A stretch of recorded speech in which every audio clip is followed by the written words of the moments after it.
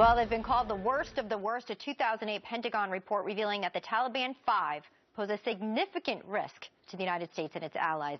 And that trade for Bergdahl was reportedly just the first. The Obama administration accused of releasing convicted terrorist al-Mari in exchange for a United States couple jailed in Qatar. And ISIS now demanding a terror trade of its own. So has the United States abandoned its policy of not negotiating with terrorists? And at what cost? We're going to ask Major Pete Hegseth, CEO of Concern Veterans and for America and a Fox News contributor. You know, this is troubling. Yeah. We're at war. And when you see this Taliban 5, to understand that a trade was made and the precedent that it set, I'd love to get your message on what this sends globally to our enemies. Boy, that's the most dangerous aspect. If these five we're willing to trade them for a deserter who we knew was a deserter at the time. The investigations after the fact very clearly revealed that. They've slow walked it, as you guys have very outlined very clearly. This sends a message to our enemy that we are willing to negotiate with terrorists. Yeah. Effectively negotiate with terrorists. Think about those words actually coming off the lips of an American. It's something we've never been willing to do, starting with Jefferson and the Barbary Pirates.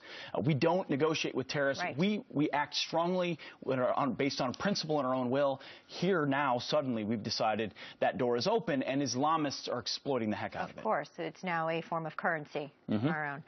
Well, let's go through these 5. Okay, these are high-risk individuals that pose a danger to the United States. Abdul Haik, right here. Tell me about him. He was sent to Qatar. Transferred to Qatar, high-level Taliban commander.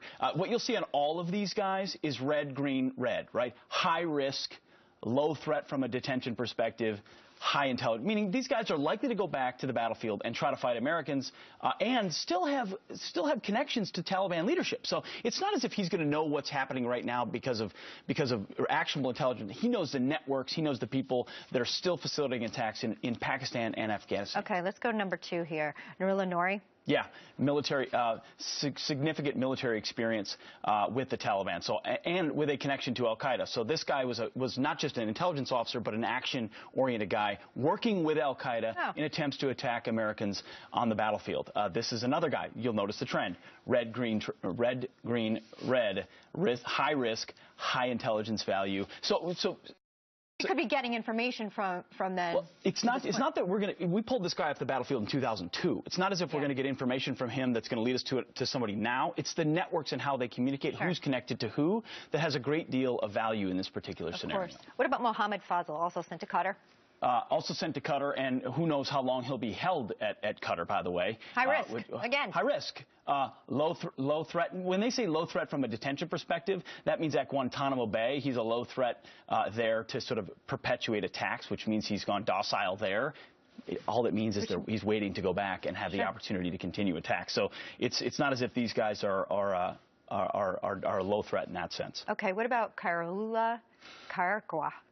Close ties to Osama bin Laden and extremist elements within Al-Qaeda. So he's also accused of trafficking heroin. And so nicely, these are guys who not just are committed to fighting and killing Americans, but they're involved in nice side businesses as well that facilitate and finance the things that they do. Okay, this last one here, Mohammed Nabi. Mohammed Nabi, senior Taliban leader, held multiple leadership positions within the Taliban. Once again, a commander of the Haqqani network. We've heard about the Haqqani network. They're in eastern Afghanistan and Pakistan. One of the most violent elements. They like to strike inside Kabul.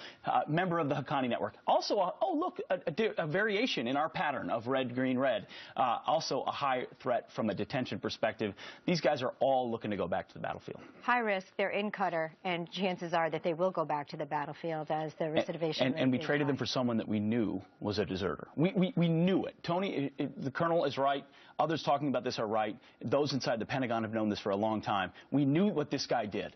We traded because this president wants to shut down Guantanamo Bay and knew this was the way to get the 5 of the worst out first so he could pursue a political agenda. Putting us further at risk, you say? That's right. Absolutely. Major Hegseth, thank you. Thank you. Always.